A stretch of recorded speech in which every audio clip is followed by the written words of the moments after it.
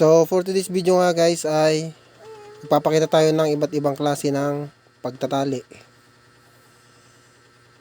So itong una naman na ito ay sinasabayan naman ako nitong isa naman nagtatali ng kulambo. Ito yung ginagamit ng MMDA kapag meron silang itutow. Yan, ganyan. Kapag meron silang ipapahila na sasakyan. Yan, mahigpit yan.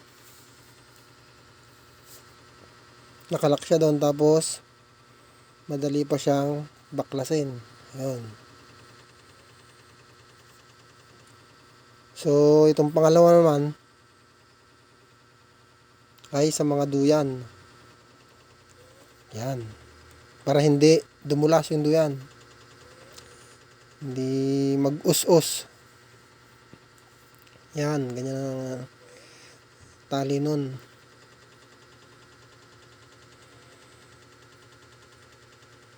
Tapos ito naman, universal ang gamit nito. Pwede siyang pang mountain climbing. Yan. Naluluwagan siya.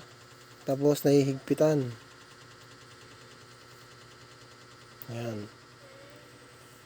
Madali lang. Paka-basic lang niya. Madali lang sundan. O, ganyan lang. O, tapos, madali na siyang kalasin. Tapos yung pang-apat na ituturo ko sa inyo ay yan yung ginagamit ng mga pahinante, yung mga naglalak sa mga malalaking sasakyan, trailer, 10-wheeler. Yan. Ganyan yan.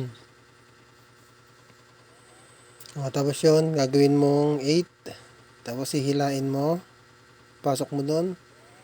O, yun yung lock. Ayan, yan ang maghihigpit. No. Tapos ihigpit mo ulit doon. Ganun ang mga ginagamit ng mga nagbibiyahe ng palay. Tsaka mais. So, ito namang isang to.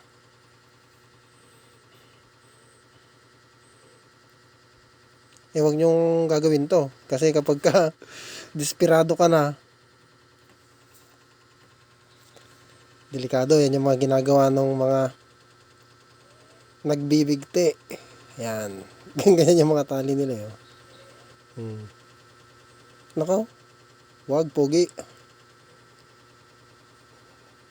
Di ba?